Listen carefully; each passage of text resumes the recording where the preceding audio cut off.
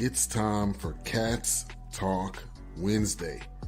Small town and big city joined forces.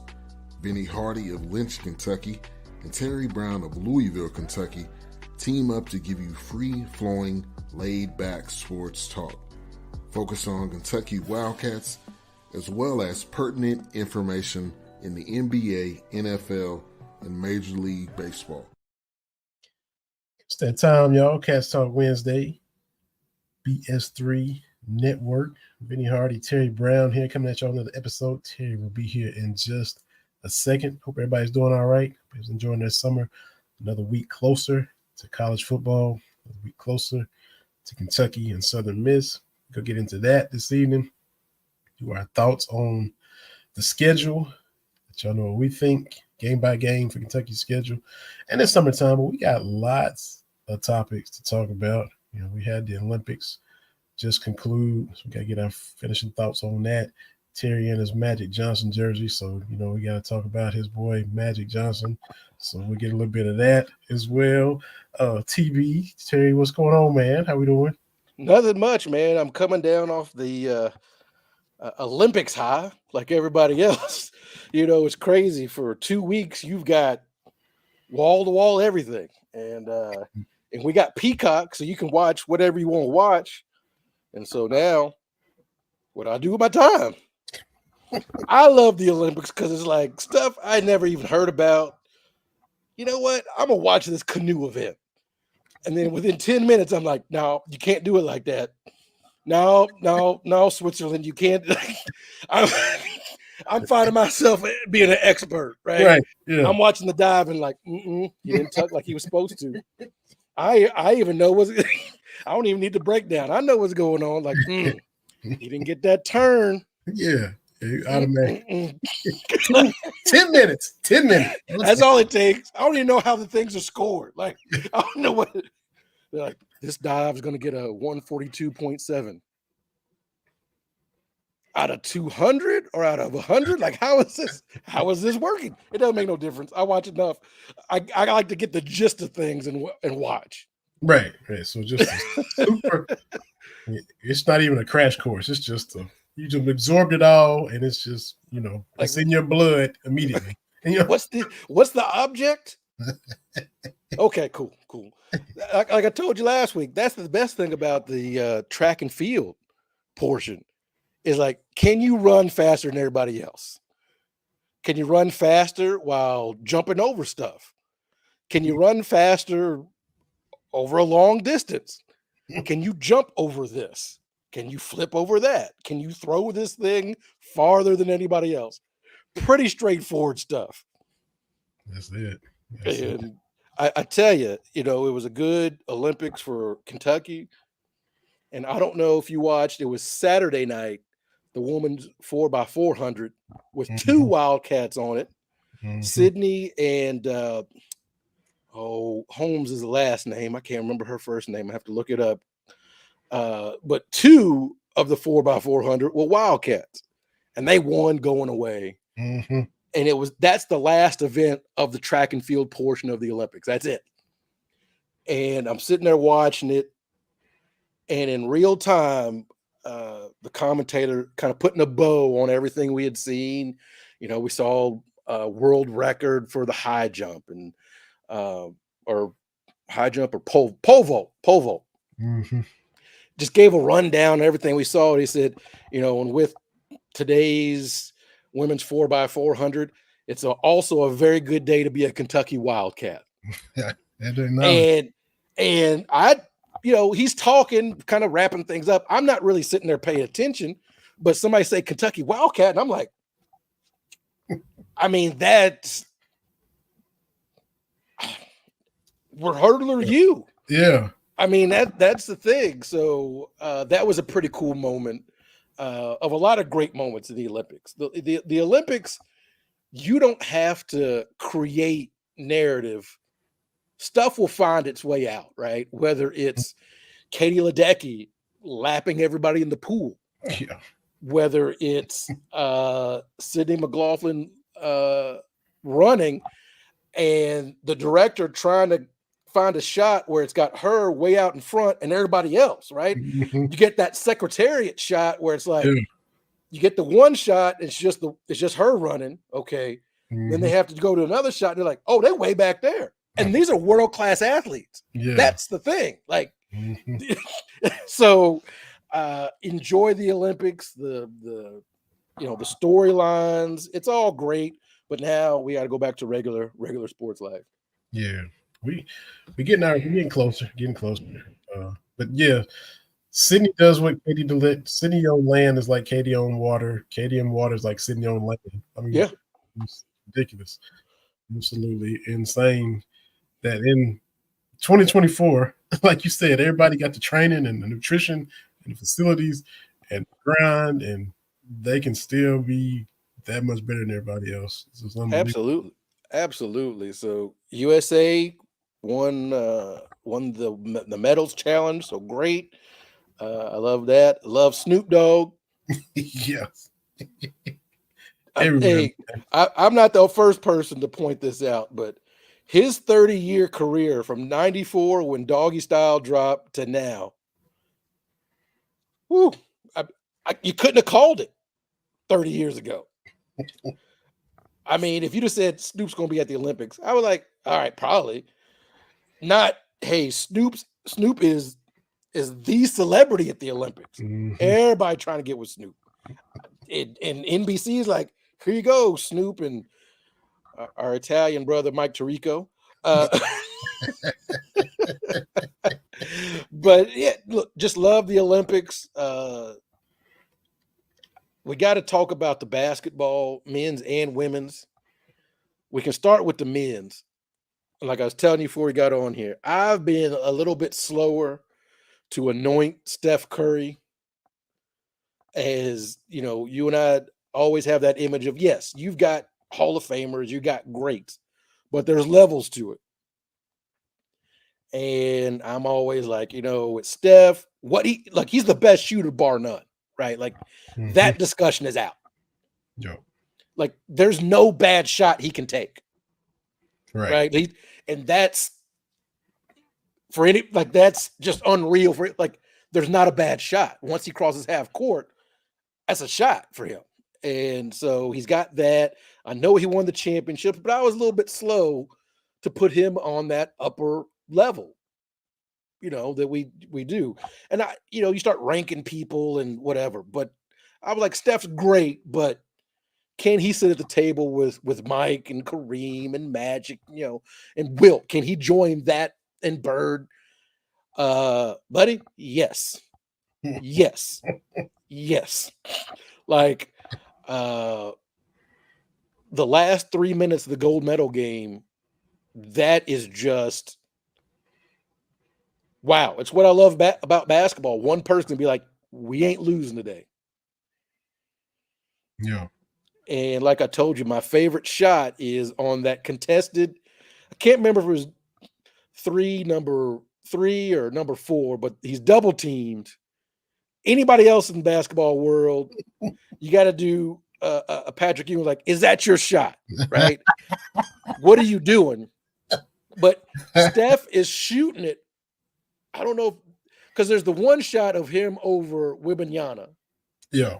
That's a ridiculous shot because you're shooting it over this alien. Yes. But he's shooting it over these other guys. He's getting double teamed, and they're off to his left.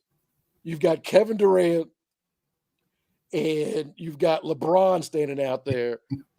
And the best shot for the United States was Steph shooting this contested double team lofty 3. And that was just a great moment. It was perfect.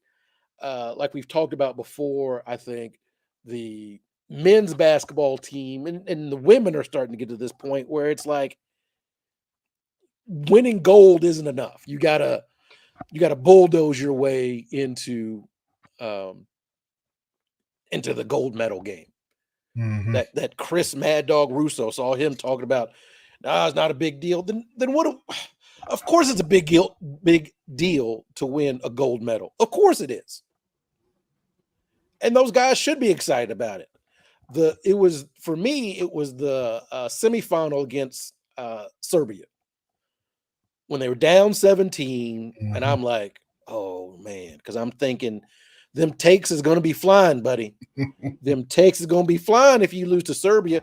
But Serbia, outside of Jokic, had Bogdanovic, like had some NBA.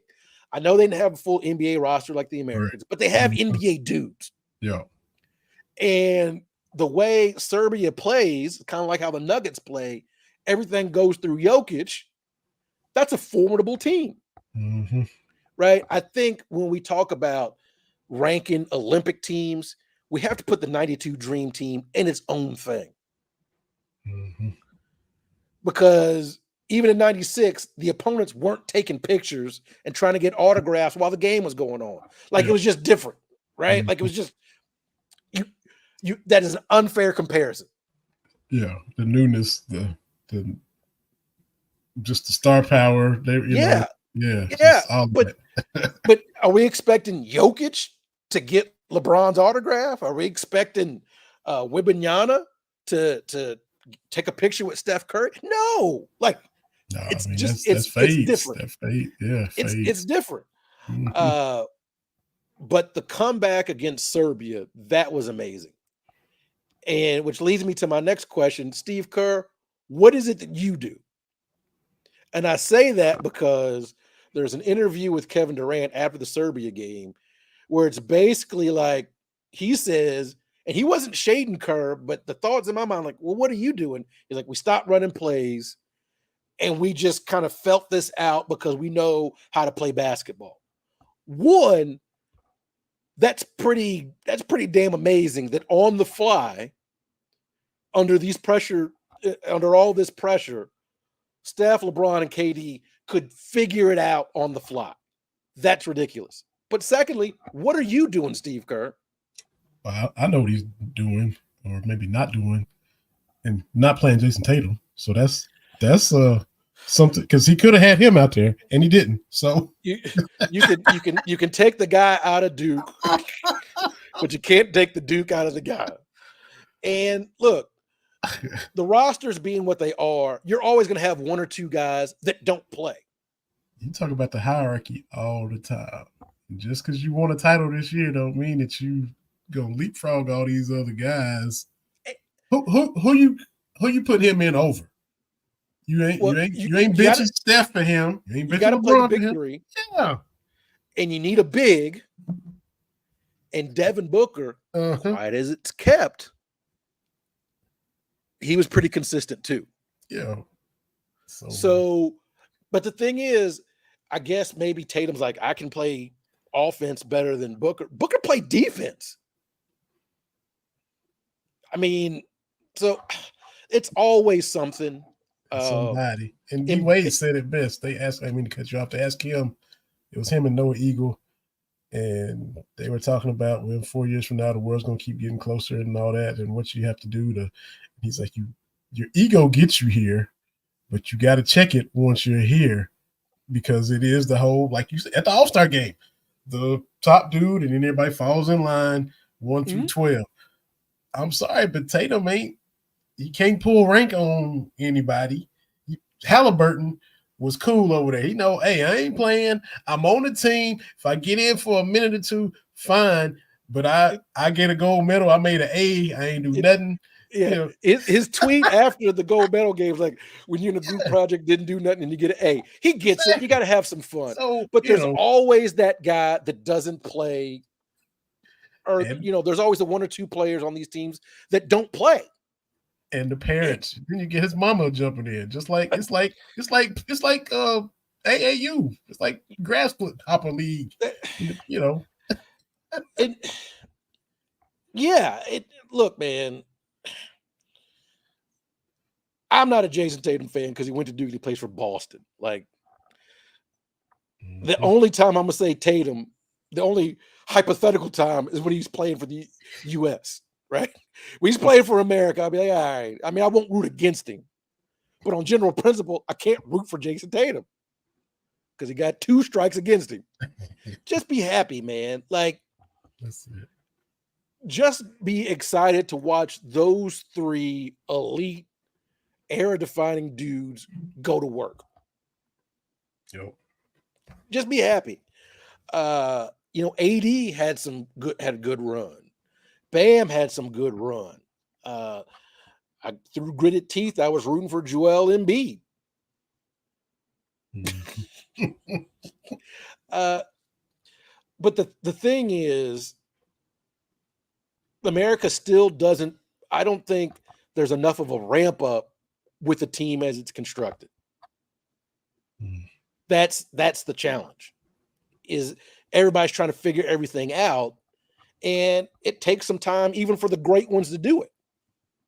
Yeah, because I think somebody said in a post game, just in a couple weeks, because that's all they get. A couple exhibitions, and then it's group play. Here you go. And the women's even shorter than that. They had to play the WNBA All-Star game, and then they scrimmaged somebody, and then they went straight to the Olympics. Mm-hmm. I got questioned for Cheryl Reeve too. What are you doing? I don't know if you watched the women's game, but buddy, like, what are you doing? It should not have been that close. I think early on, US got up 6 to 8 points, and you're thinking, okay, here's some breathing room. France, playing in front of their home crowd, they came out like the men, hair on fire, kind of tied it up, and it's like, you gotta regroup the troops. But for big stretches of the women's game, it was like whoever brought it up was going to shoot it.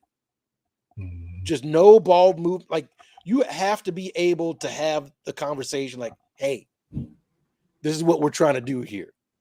And it didn't work. Luckily, the American women are very, very talented, but that was not a great game. Brittany Griner only got 3 minutes. Like, she's an automatic. It's tantamount to not putting Shaq on the floor for a little bit to see what happens. Yeah. They had so many turnovers. Yeah. Chelsea Gray didn't have it. And then now you've got Kelsey Plum that has to come in. They weren't hitting from the outside, so now she can shoot, but that's not her game. Like, it just looked disjointed. They got to figure out another way. They got to figure out a different way to do it. You make all this fuss to put Taurasi on, and she didn't even play in the gold medal game. Mm-hmm. So I think it's less the world has caught up to America or is catching up, and more we have to figure out how we're putting these teams together. Mm-hmm. That's the crux of it. Because at the end of the day, like with the women's side, we've got an Asia Wilson and you don't. Okay. Mm-hmm. On the men's side, we've got Steph, who was averaging 7 points a game until the Serbia game and the France game. Then he puts up 30 in both of those games. Mm-hmm. That's the difference. Because you're probably thinking, oh, Steph's he's in a slump. Or LeBron's 40 and he gets a triple-double. Like, that's the difference. Mm-hmm. We got those guys. But look, other than that, I enjoyed the Olympics. And I enjoyed the Olympic basketball, men and women winning, obviously. But the thing is, that's the expectation. And I do think that the pressure got to the women a little bit. The 60 game Olympic win streak. This is 8 gold medals in a row. At some point, it's going to end. Yeah. And honestly, I mean, Asia missed a lot of shots she normally make too. Yeah. If she makes those, they got the cushion that they hope for, because that's 10, 12 points that she just layups, putbacks, just right around the rim, and she just that first half, And Breonna Stewart just looked out of it. And Afisha Collier, it looked for long stretches like, do they know what they're supposed to do? Like, we've got these great players, but they don't know what they're supposed to do. Yeah. And that's more crippling than the rest of the world catching up. I mean, yeah, okay, we're not beating people by 50 points. Okay. You can't maintain that. Yeah, that's tough. That's not the standard. It shouldn't be. Even But though that, a lot of people think it is just because you assemble this talent and, this is the United States. This is where basketball was born. Go just dominate them. But no. But the rules are different. That's the thing. If the Olympics and FIBA, if they were NBA rules, oh yeah, we got that. But there's a lot of subtle differences. I didn't realize until at some point during this, the FIBA court is shorter. It's 92 instead of 94. That's different. Kind of little. Especially when you are, you play, how to get to your spots. Well, 2 feet to a person like myself, I'm glad if I'm playing on a court that's 2 feet shorter, I don't have to run as much. But if your whole craft is playing in these dimensions, it's different. Yeah, that's true. Because the whole everybody's taught when they're little, you gotta know where you are on the court. Right. Where you are on the court. Well, the baseline isn't where it's been my whole life. Right. It's different. I'm glad that they now have a regular rectangle lane instead of that trapezoid, because that tripped up a lot of the earlier versions of the Americans going out there and playing. It's just different shapes, and you can play with the ball on the rim differently in international, and so it takes a little bit of time to get up to speed for that kind of stuff. And but yeah, they won gold, so good for them. Good for the Americans. Good for Sid. Good for Masai Russell. Just a good Olympics. That's it. I gotta play a little clip. One of these days, I'm gonna figure out how to upload all this kind of stuff. But our buddies congratulated us. I guess they're maybe a week after they meant to for our 500th episode. But the KY Sports guys were talking about us last week on their show. So I'm just going to play what they were playing when they started theirs, because they was talking about us. So let me see if I should have it pulled up.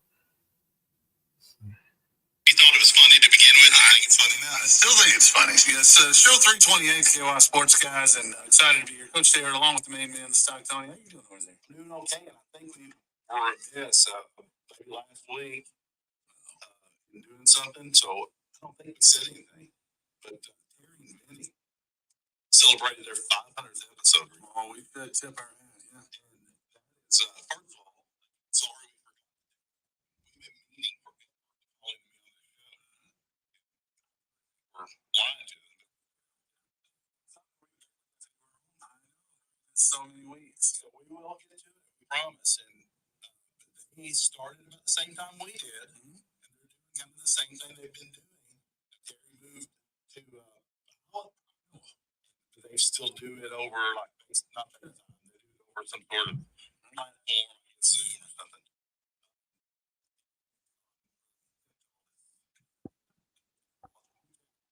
It's funny. I'm usually the curmudgeon. The Zoom meeting is something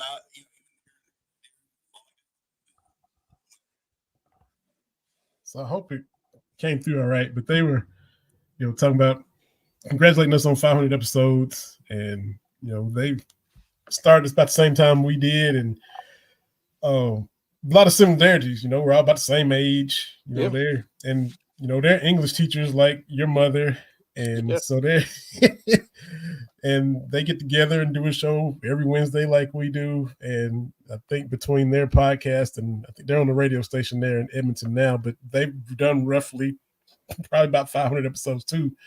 But just cool of them to tip their cap. And we did that call in when we were both simultaneously on each other's shows, and we'll have to work it out where we can get on there with them. I don't know, maybe if we come on late one time, we can go on with them and then do ours or something like that. But and then they can come back on at some point too. But just cool of them to just tip their hat. I don't know if I don't know if you ever hear it. Hopefully everybody listening can hear it. But it's me and my little bit. It was coming in and out, but I got the gist of it. But yeah, we certainly appreciate that. Yeah, for sure. So I just wanted to, and one of these days I'll get it to where it just I can click the button and it'll be smooth and clearly heard like it should have been. But I wasn't able to get that. I tried to download it and stuff. I'll get it one of these years. Y'all bear with me. But by show 600, we'll have it done. We'll have it done. I got to talk about a legend too, man. That was in our state and in your city yesterday. Blues legend Buddy Guy is doing his retirement tour, and I don't know where I saw it retweeted or who, but I looked at the schedule and all the places he was at. I was like, let me see if he coming to Kentucky. And Buddy was in Louisville Tuesday at the Kentucky Center for the Performing Arts. So I just thought that was pretty cool. He's 88 years old, TB. Yeah. Still singing, still sounding good. And I just thought the fact that he was in Louisville yesterday was cool. And I just typed it in my little notes here as a topic for us to talk about, man. I said, we gotta talk about Buddy Guy coming to the Ville yesterday, man. Yeah. Look, I grew up on the blues. Mama B coming from Memphis. Yeah. So a lot of the blues, like that's what I listened to growing up, Buddy Guy being a part of that. And man, that's a long career. Yeah, like man. I'm just looking, if you look back. Look, he was 42 when we were born, man. So yeah, we almost half his age. Yeah. I'm closer to 50 than anything else. But I mean, that's a career. Mm-hmm. So yeah, I tip my hat. Like I said, I love me some good blues, but I like the ugly face blues. If the person looking too cute, that ain't what I'm here for. I need the scrunched up. I need the blues where you're going through something. I need to see that heartbreak on your. I need to see it and hear that heartbreak that you talk about. But that's awesome. Yeah, I thought so too. In Louisville yesterday, in Nashville tonight, in Saginaw, Michigan Friday. 88 years old, man, still on that road. Buddy Guy, man. So 33 studio albums, 15 live albums. 23 compilation albums. That's a lot. I had that is ooh. That's putting in work. That's what that is. Oh yeah. Yeah. That's putting in work. So congratulations to Buddy Guy. Hope everybody that was in Louisville yesterday that was there enjoyed the show, because that's a legend, man, fixing to retire, but came through the Ville one last time before we called it quits. So good stuff. You mentioned how you and your lovely wife Kate, you say y'all just y'all go to eat on Fridays at 4 and you back home at 7, and we back in before the sun comes up or it goes down. So this next dinner, next anniversary coming up, next time you go out to eat, are you gonna order you some of that Will Levis No. 8 perfume to spray that little mayonnaise coffee perfume? Good thing for Will. Like, I mean, it's a thing. Like, I ain't mad at it. Like, do your thing. I didn't understand the mayonnaise and the coffee because I don't eat mayonnaise. I don't drink coffee, so it's not my get down. But I'm happy. I'm happy for it when I saw it. Like, yeah. And if you go lean into it, man. Yeah. Yeah. And look, it's not even about being the best quarterback, right? With that's just because I saw some people like, he's not even that good. Man, we have been. If that's your barometer for how you know a quarterback, like we've been inundated with mid or mediocre quarterbacks all over the place. Like, ain't every quarterback ain't Joe Montana. Yeah. But we knew a lot of them. Mm-hmm. And if you get in the right situation, who knows what's gonna happen? Like, we all know Jim McMahon.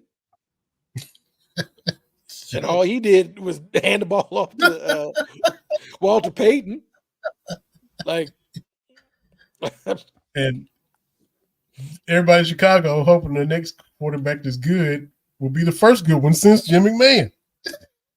Yeah, who was not precision surgical back there. But yeah. The Bear fan. I'm interacting with a lot of Bears fans, and Bears fans. I get it. You got a little bit of hope, but let's pump the brakes a little bit. Y'all got to show us. That's correct. That's correct, Bears fans. Yeah, so just a couple of, like we said, we had all kinds of little topics to talk about, man. Just it's summer and no sports yet. Olympics over, but still a lot of stuff going on. Speaking of, hey, what you still feeling good out about your boy Ayuk? Is this just a bunch of little mess and it's gonna work out, or is he really gonna be in Pittsburgh? Man, they gonna pay him because they got to. They got it.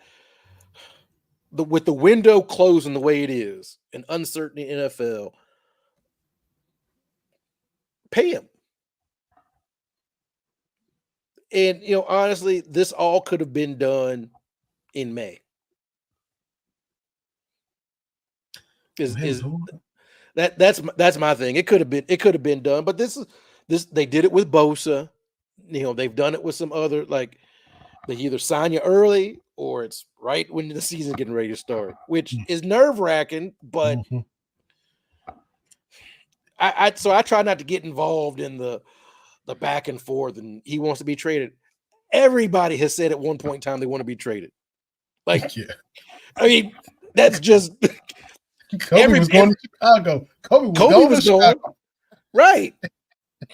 Like it happens, right? Like so I can't get too up and down about it.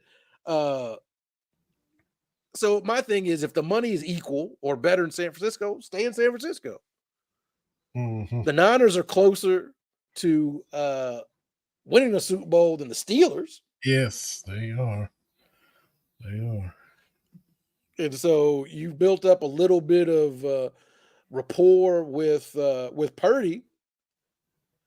Whoever they got over there in Pittsburgh, Russell Fields. Yeah, ain't that. So I don't get too excited till the season starts, and then we'll see. I'm wanting your Niners to pull that trigger. Just pull this. Look, because we got to see Ayuk either way, because the Cowboys have Pittsburgh and San Francisco on the schedule. I'd rather see them in Pittsburgh. That's just me selfishly, because it weakens the Niners. I'm like, go ahead, move that piece off of this Super Bowl team. Send it to Pittsburgh. Go ahead. And that's the thing, at this stage, you're not going to get anything comparable to Ayuk for this season. Mm-mm. And I still believe the window is still open. It may be closing, but it is not closed. Yeah. And so you got Purdy, who's having his first full real offseason to put in some work. Let's run him back and see what happens. Give him as many weapons as possible. Yeah. Yeah. And Ayuk helps. Ayuk takes the roof off of the offense. Mm-hmm. Because he's able to get downfield and so, and I've seen 49ers fans like, oh, we'll be fine. No, man. Like, no. Because there was a couple of plays, the one against the Lions where I hurt my knee in celebration, where he called off the ricochet. Yeah, called off the ricochet. And I was wearing socks and I jumped up real quick and my foot slipped and I was like, oh, well, okay. So now I can't even celebrate. But yeah, you need Ayuk on the team, man. Like, you just do. You don't let guys go away for nothing. Yeah. Because and somebody pointed this out, the 49ers, their first and second round picks, they haven't been great. Like, we get a lot of, because Hufanga was a second or third day pick. He's all pro. Like, we do great at the back end, but we've had a lot of misfires in the front. So even getting a first and second round draft pick, are you going to be able to find another Ayuk? Yeah, that's true. And my whole thing about Ayuk, he needs to talk to your boy, Alvin Harper. Great situation in Dallas, right? Yep. Opposite Michael Irvin. Mm-hmm. And that's the thing about Ayuk. Like, look, I want you to get your money. I'm just talking about just the situation. you out there, Ayuk, and I think as far as like number one receivers, he got double teamed the lowest percentage of any number one receiver in the league. Because you can't really double him consistently because you've got to watch everybody else in the passing game. Mm-hmm. You double Ayuk, you go Debo on the backside or CMC out of the backfield, or you got Kittle coming. Like, they ain't got that in Pittsburgh. No. Alvin Harper went down to Tampa Bay of all places. I mean, yeah, the money's good. It spends the same, but that's good. Look, I know money is a part of everything, but even if you get your dream job, you think it's your dream job, making the dream, like, it can still be miserable.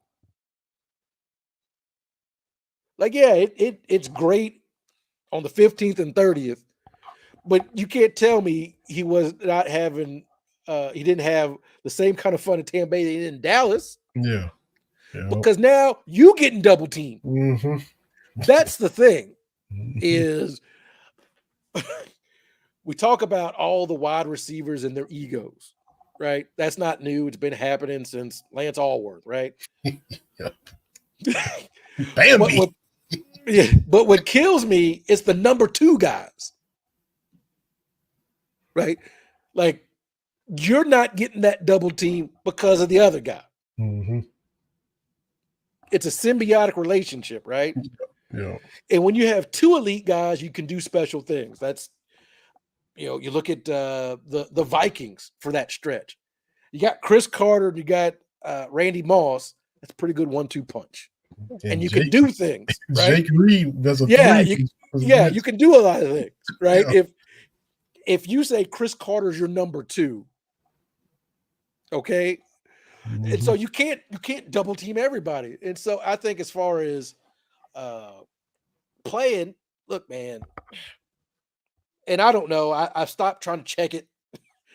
I hope Ayuk comes back because we do need him to be successful. Because 49ers like, well, he missed a game last year and we won. It was Arizona or something like we are not walking into, is it Lincoln Financial Field? Is that where the Eagles play? Yeah. The Link. Mm-hmm. We're not walking into AT&T Stadium.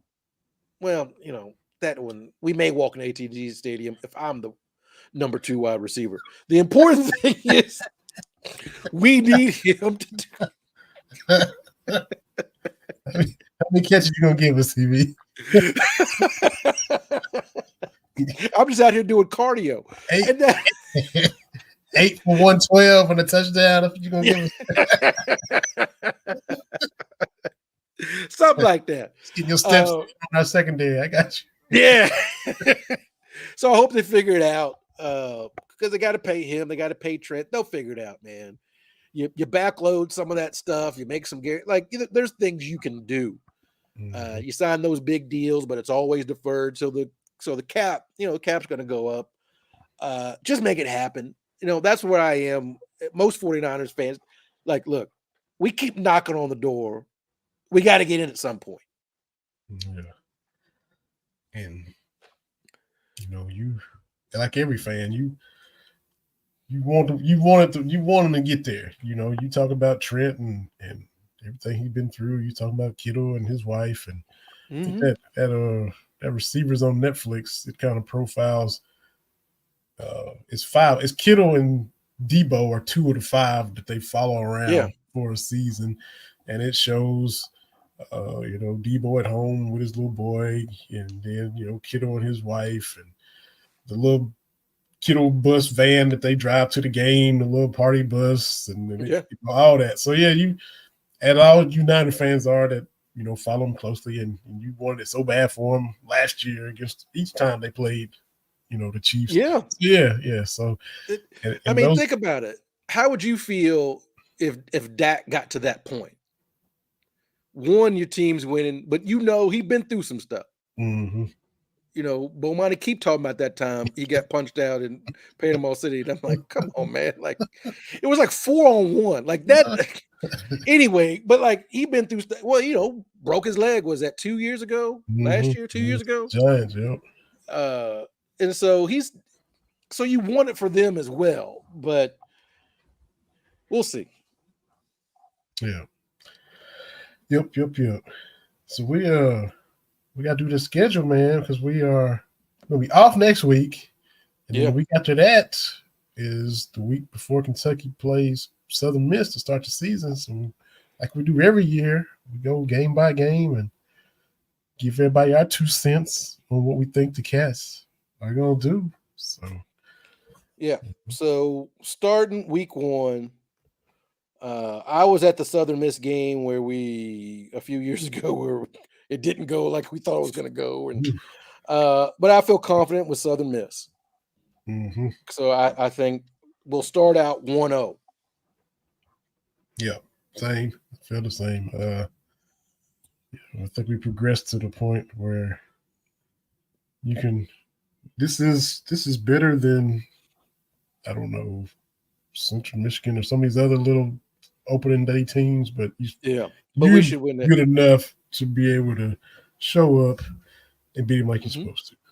Well, and let me just say this: Kentucky fans a little bit crazy, and I found myself agreeing with Matt Jones of all people. Okay. Because I guess he said something to the effect of where we are is kind of where we're going to be as far as football. And some people are like, oh, that's negative. I've said it before, I'm going to keep saying it. The margins are thin when it comes to football, period. Mm-hmm. NFL, college, high school, right? Mm-hmm. You got the 1% that's got a huge margin of error, right? Like Georgia, they ain't got to bring it every day. Like what separates them is they do. Like Alabama and Nick Saban is they do bring it, but they can turn the ball over 3 or 4 times, right? They can do things. Mm-hmm. Most of college football fits in this. I don't even know what you call it. Just there's basically 10 or 12 plays over the course of a season. Yeah.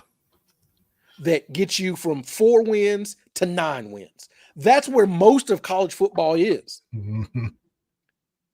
And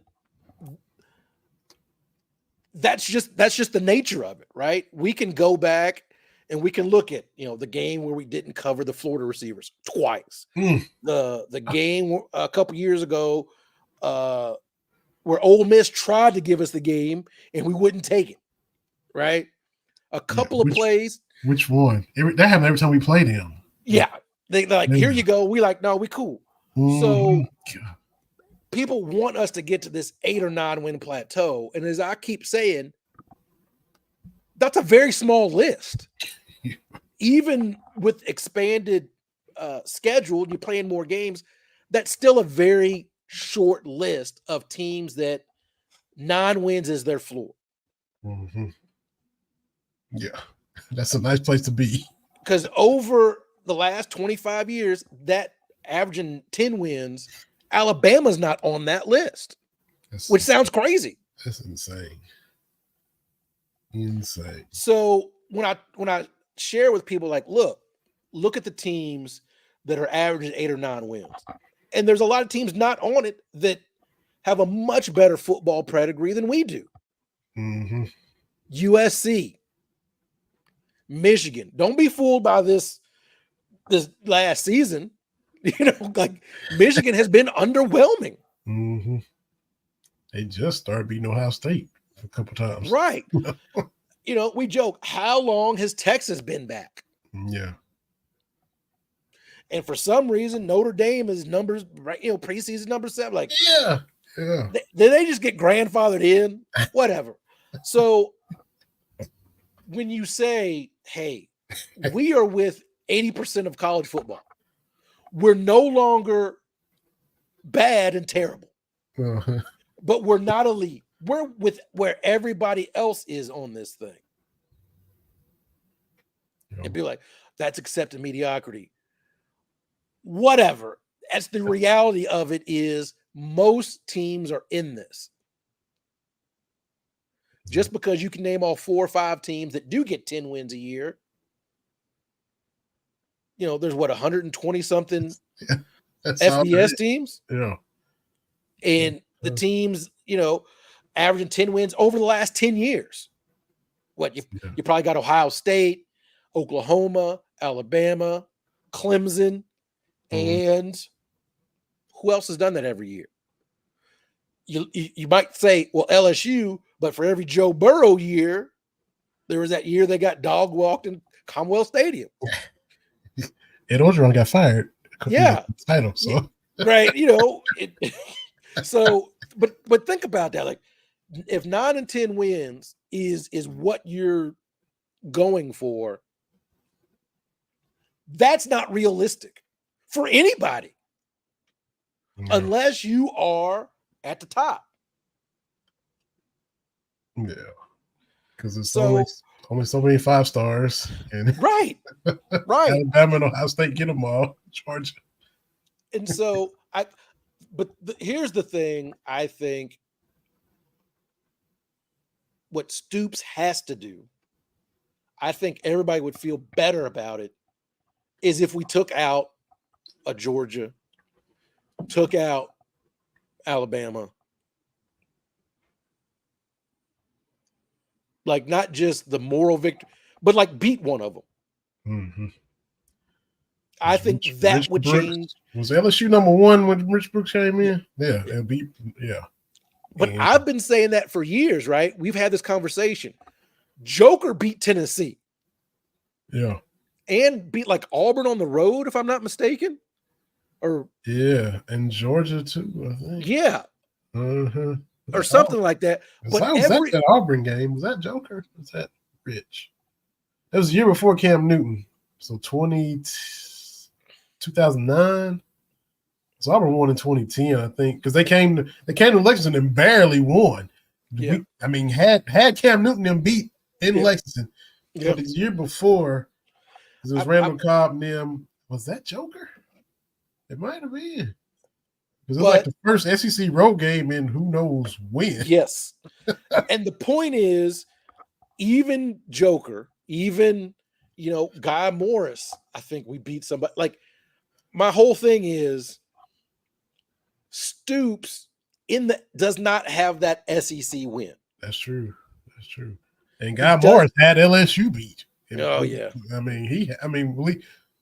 Stoops hasn't even, and I like him, he hadn't even had nobody beat like that yet. That's correct. So, that, and I think that would go a long way toward, okay, that's what's frustrating people is every now and then we should be able to trip up one of the big boys.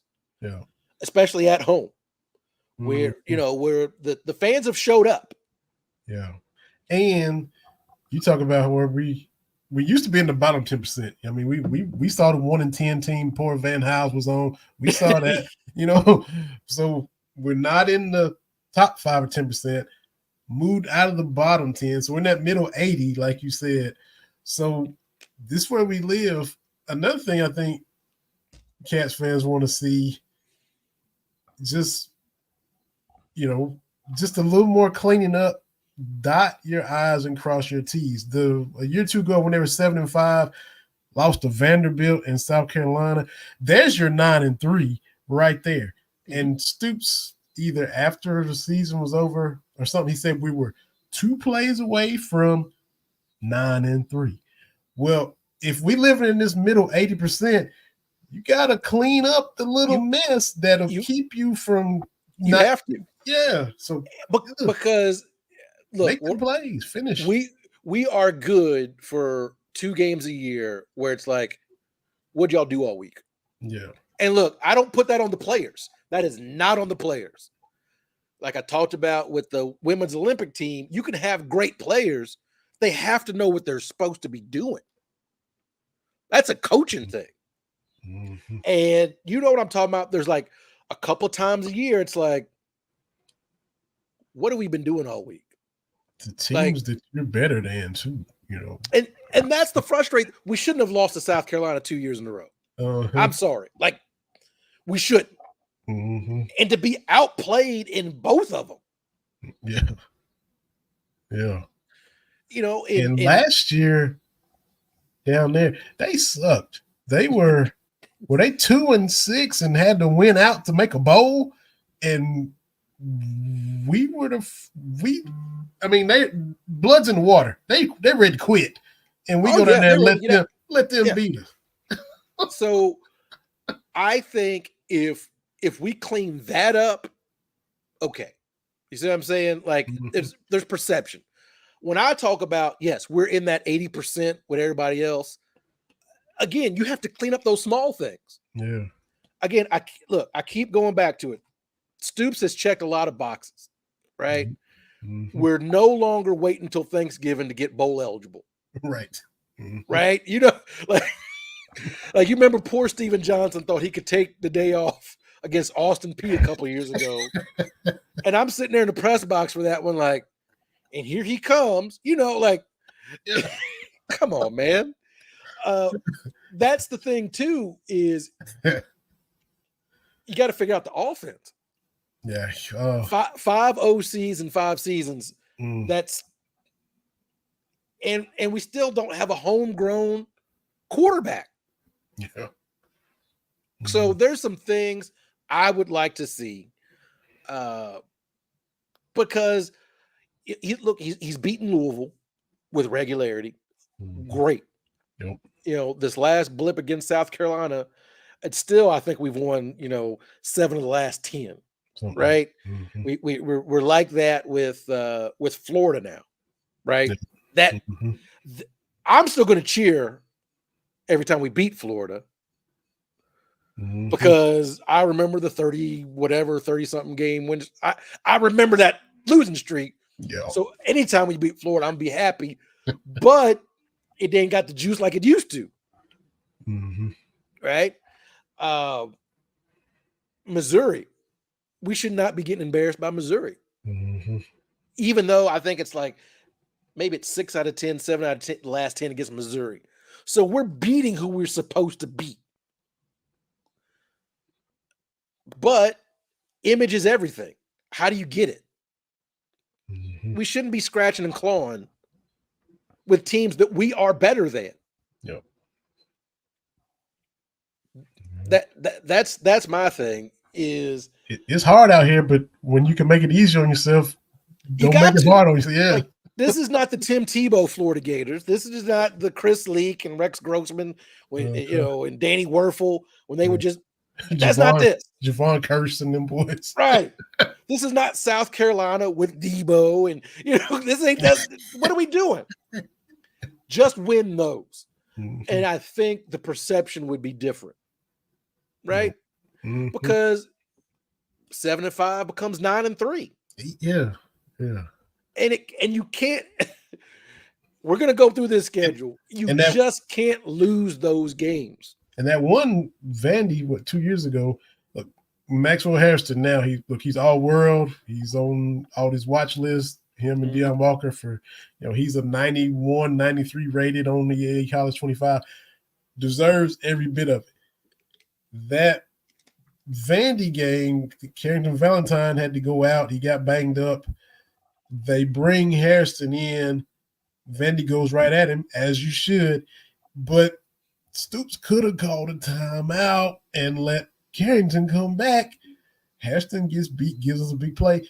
Homeboy wasn't quite ready for the moment. That's understandable. But, hey, you kind of put him in a bad spot. Like, okay, that's correct. They're desperate. They need a big play. Here comes this little green, fresh face. You remember back in the old days of PlayStation where the dude would be rattled? You can see on your helmet, oh, he rattled. So even Vanderbilt, which they're known for their academics, they were smart enough to know, hey, let's attack him. We're not good at football, but let's see if we can exploit this matchup that might be in our favor. Yes, this seems like an old adage, like go at the new guy. According to our Vanderbilt calculations, the probability of us being able to complete a downfield pass on this new cornerback instead of Carrington, who has locked us down all night, maybe let's do that.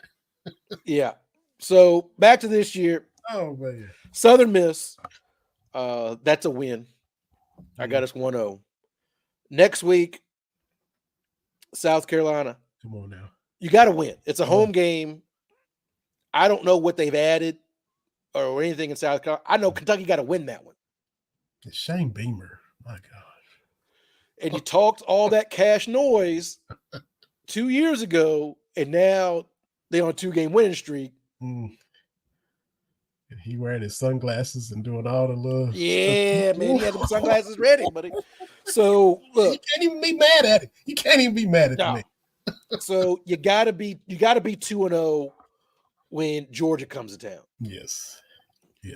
Georgia comes to town on September 14th. You got to make it respectable, man. Yep. You got to make them play into the fourth quarter. You got two good guys that transfer from there. I'm not saying, look, we need Stoops to get a signature win. I'm not saying this is it. You got two guys off of their squad that, a linebacker and a quarterback that should be key players for us. Yeah. In a perfect world, this would be everybody storm the field like they did when we beat LSU. But I'm saying 2-1, but show me something. Yeah, I'm 2-1. I can't. The next week is Ohio Bobcats. Got to win. Got to get to 3-1. Yes. The homestand has got to be 3-1 those first 4 weeks. Mm-hmm. Got to. Oh. Because then after Ohio, Kentucky goes back to Ole Miss, and Ole Miss gonna give you the game. Can we take it? I don't know. I mean, in my heart, I want to say it, but I don't. I'm to the show me stage, so I got us at 3-2 after Ole Miss. Mm-hmm. Yeah, I'm the same. I'm the same way. Had them down there with Levis. Yeah. In Lexington, DK Metcalf and them had them beat then, and they win 40-39 or 45-44, something crazy. Mm-hmm. But DK just moused a couple of our guys, and that was the end of that. Yeah. So yeah, 3-2. Yeah. Yep. And then October 11th is Vanderbilt at home. I think that gets us to 4-2. Mm-hmm. But it's how you do it. Like, that should not be a game going to the fourth quarter. Right. And it has. I think I was in the press box. We had Vinny and beat them 14-7. Yeah. And it's hard out here. Don't be making it. When you got a chance to make it easy on yourself. Yes. Do it. So Vanderbilt gets us to 4-2. Mm-hmm. 4-2. At Florida, I'm gonna say Cats over Florida because I just think this feels just like a dumpster fire because Florida has got the toughest schedule in the country. I think they playing like 8 ranked teams or what. Like they're gonna be beat up by that point. The back end of their schedule is ridiculous. So we got to get to. Was that 6-2? 6-2. Mm-hmm. So 6-2 after Florida, and then Auburn comes to town. This one, I don't know. I don't know anything about Auburn. 5-2 after Florida. 5-2 after Florida.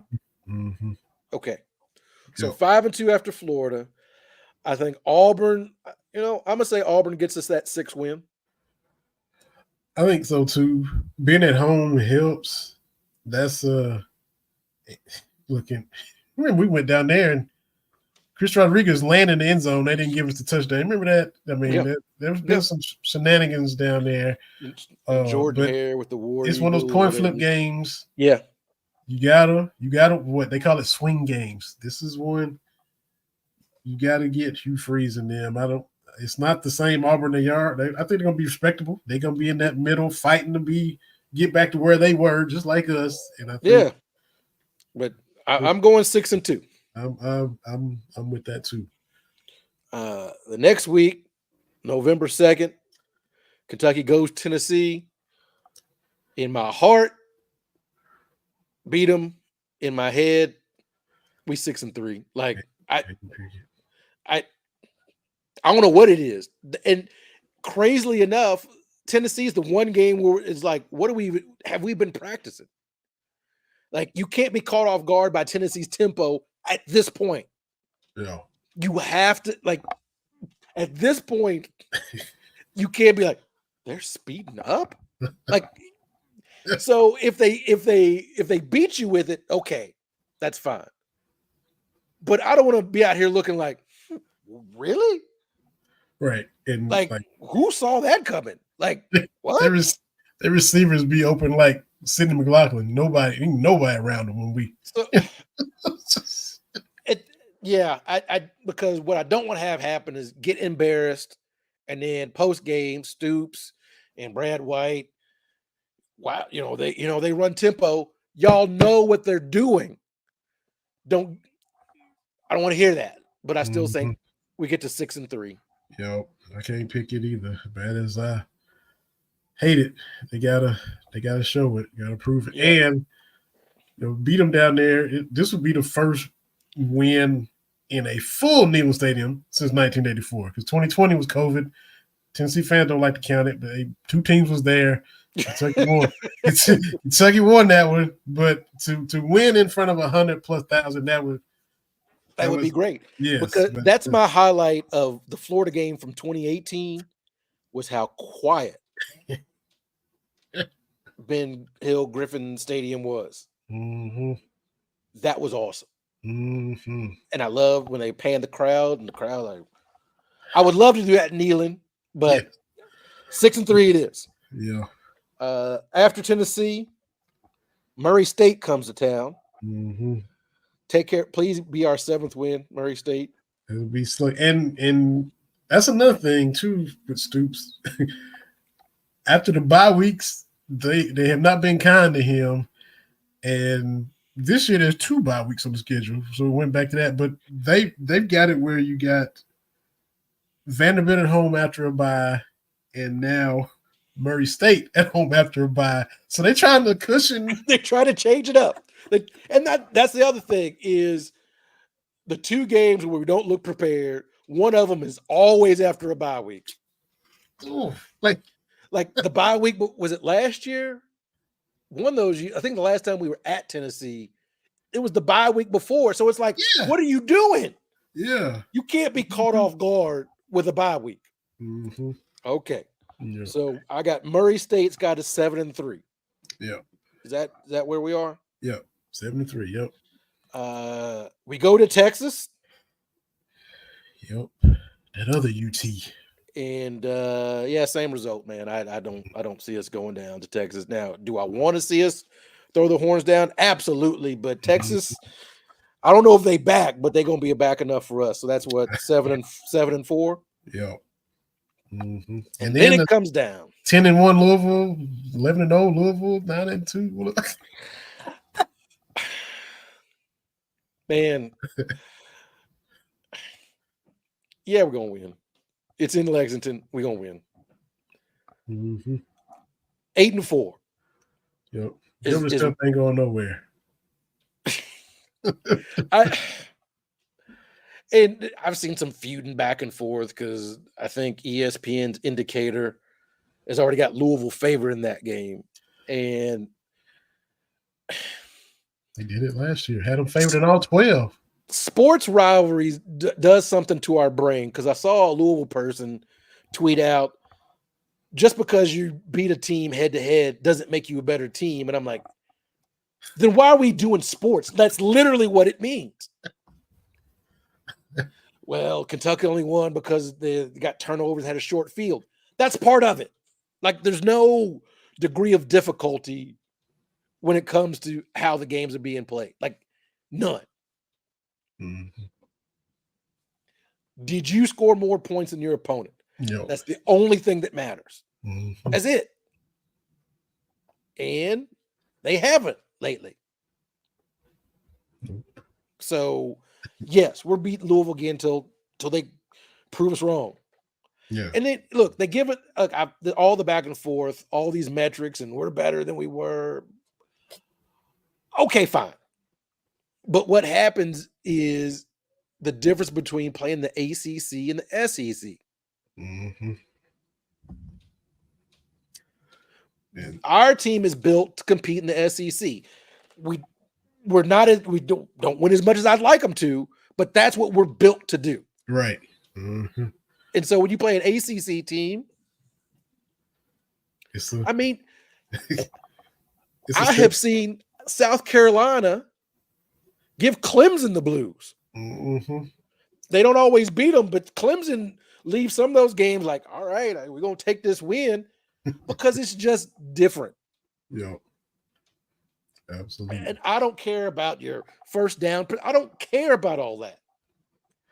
Louisville fans at this point should be like, well, they got to show me if we can beat Kentucky. That's what they should feel instead of coming up with all these explanations. But objective Louisville fans should be like, they got to, and I can't pick them to beat Kentucky. Bad as I hate to pick them to lose to Kentucky until they should.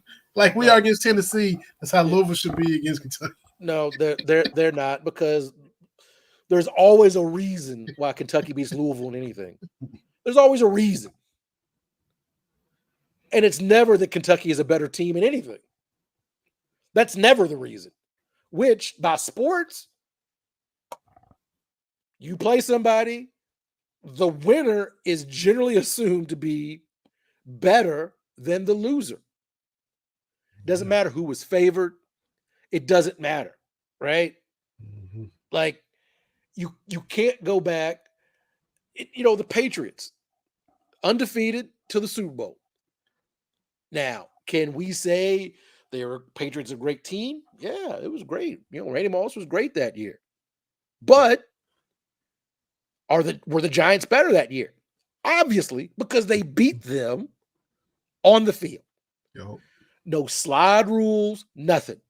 No, well, the coefficient of the ball, that's crazy talk, man. It's crazy talk. Well, we outgained you by 200 yards. Who gives a poop about that? Like, just win. And they may very well win this year. But whatever, man. We still got a Barian Brown. Yep. And he's a veteran. And dang, he is huge. He put on about 25 pounds. I mean, that dude, he gonna fool around and be a tight end if he don't slow down. and the crazy thing is, with when we talk about the little things, we do the little things against Louisville. Yeah. Cause the turnovers. Mm-hmm. Get a special teams touchdown. And it's like, that's what you need to be doing all the time. Yeah. Those little things that can help you win. So, but yeah, I think 8-4. But again, I say that, and it's we're in that big nebulous. But I'm like, look at the records of other people in bowl games. How many 10-win or even 9-win teams do you see out there? Mm-hmm. In the final poll? Yeah. And 8-4. First of all, that'd be a step up over the last couple of years of 7-5. But this schedule is pretty tough on paper. Texas is like where they rank where they are. Ole Miss is ranked where they are. Tennessee where they are. Georgia. So that's 4 top 10, 15 teams right there.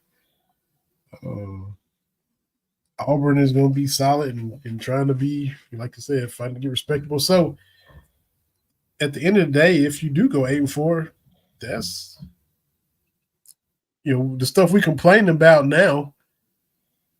If you go out and go 8-4, you will have had to do some stuff right more than you do wrong, considering how tough your schedule is. So, because Tennessee finished 9-4 last year. Kansas State was 9-4. Louisville was 10-4. So, and because they play more games, there are more 10-win teams, but still, I think 8 wins plus a bowl game, get to 9. Right? Yeah. that's a pretty good spot to be in. That's progress, and it's not 7, which it sounds weird that 7-5 isn't ecstatic anymore, but that's where we are when you consistently get there.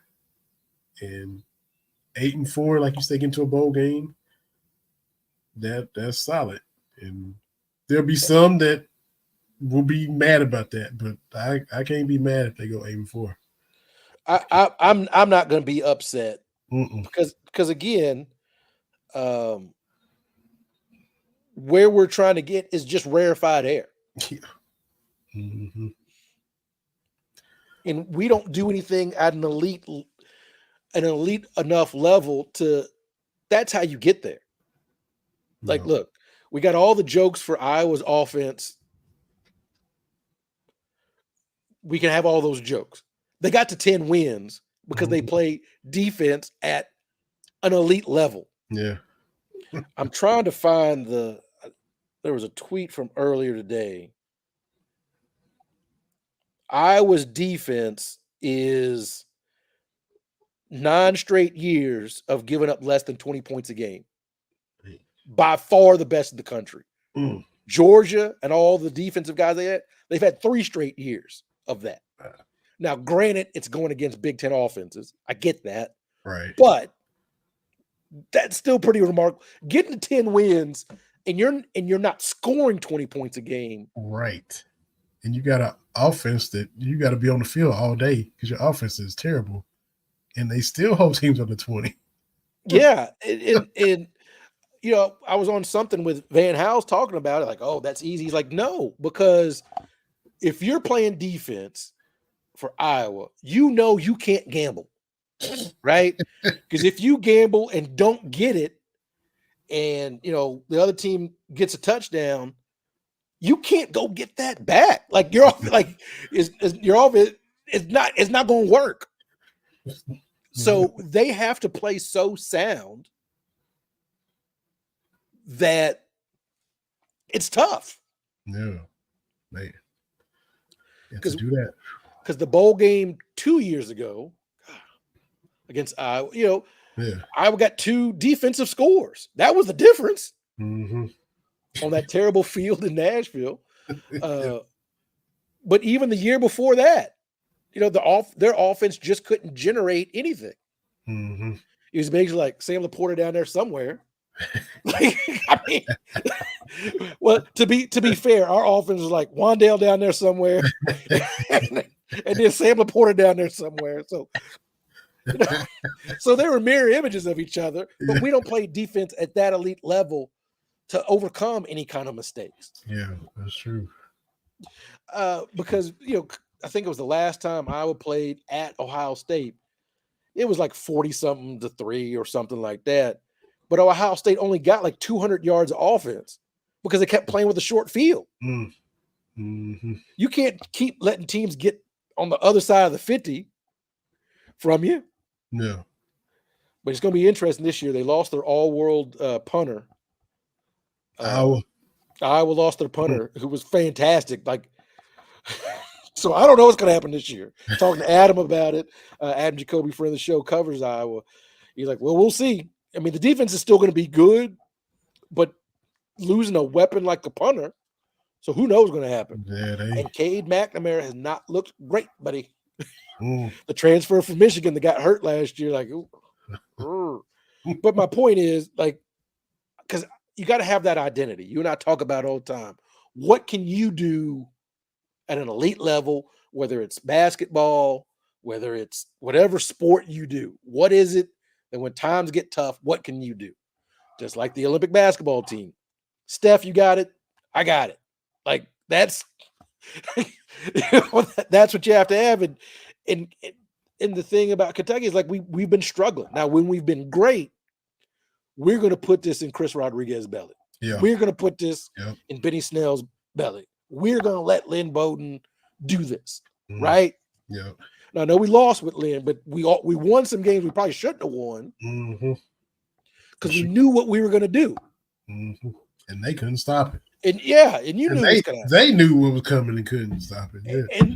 And again, that's the best thing about sports is, hey, we got this person, and we're gonna keep doing this till you figure it out. Mm-hmm. I talk about it all the time. It was your Cowboys and the Giants and that Emmitt Smith game with a separated shoulder, and separate or not, they're like, hey, Troy Aikman gonna put this in your belly 30 times. Yeah. Because that was for the division, I think. Yeah. And so it's just you got nothing for this. Mm-hmm. On that cold Meadowlands turf and just running Emmett over and over and over. You know? What is it about all the fields in the NFC East that are objectively terrible? The Meadowlands was terrible. The Vet was terrible. FedEx Field and RFK Stadium terrible. Yeah, I don't know. And FedEx seemed like that was. I mean, it's like when it got old so fast because I remember it was they moved from RFK to there. Okay, all right, and next thing you know, now it's a dump. Like, what? How did you just let y'all stuff just decay so fast? I mean, what? That's what happened to RG3. That field was terrible, man. Yeah, so weird, man. It's really. But yeah, so 8-4, and we got the same wins, same losses, and we hope they prove us wrong. We hope they jump up and get a Ole Miss or a Tennessee or a Texas or something, one of those big ones that they haven't been able to do in a while, and nobody will pick them to win. And at the same time, beat who you're supposed to beat. And then if you grab another little extra one, that's just gravy. That's what we but going on the road to the 2 UTs, that's tough. Georgia, tough. Ole Miss. That's probably the easiest one of the the teams you favored to lose to, pick to lose to. That's probably the most gettable. Yeah. But again, you know, and this defense, Kentucky defense is supposed to be pretty good. You got a lot of guys back. Again, that's his tempo, and Lane likes to light up the scoreboard, so you can't be caught off guard by that because first of all, you played them the past couple of years, and that's how it is. So, you know, if this defense lives up to the hype, and hopefully this coordinator sticks on the offensive side, we can get an offensive coordinator to stick around. And we're not playing Missouri this year. No, that's wild. I just was thinking, I was like, we didn't say Missouri, but yeah. Yeah, and I think after this one, I don't think you play Tennessee for a while with this newfangled SEC. So I don't think you see the Vols for a while after this. So, but at least the SEC is still generally in the same area. Yeah, that's right. I mean, Missouri is an outlier, but at least it kind of makes sense. Yeah, it does. I know Texas and Texas A&M used to be in the Southwest Conference, but South, it's still it ain't Rutgers to LA. That's right. Rutgers to LA to Seattle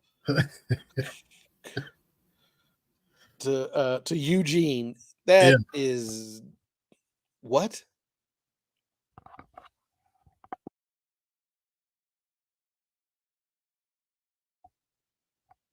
Oh, I think Vinny cut out. I think Vinny's got some technical difficulties, but 8-4.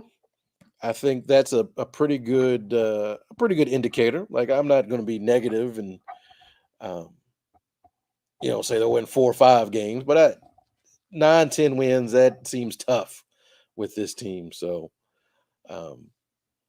as we wrap up, Vinny's usually doing the controls here, so but we will wrap this up.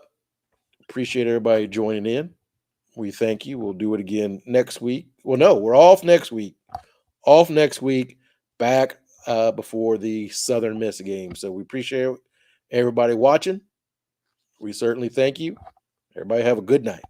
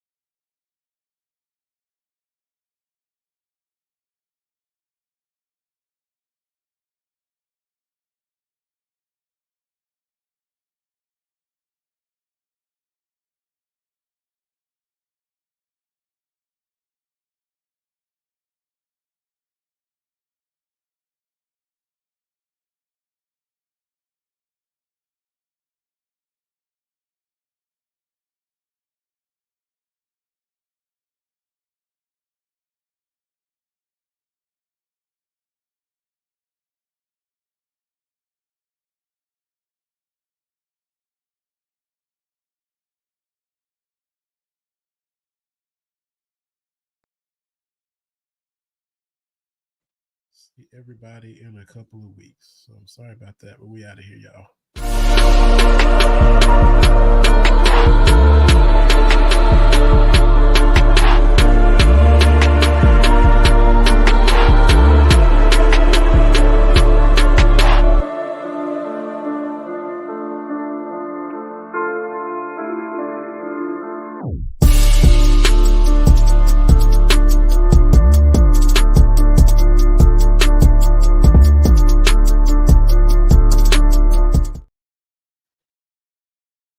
Sure, what happened with that?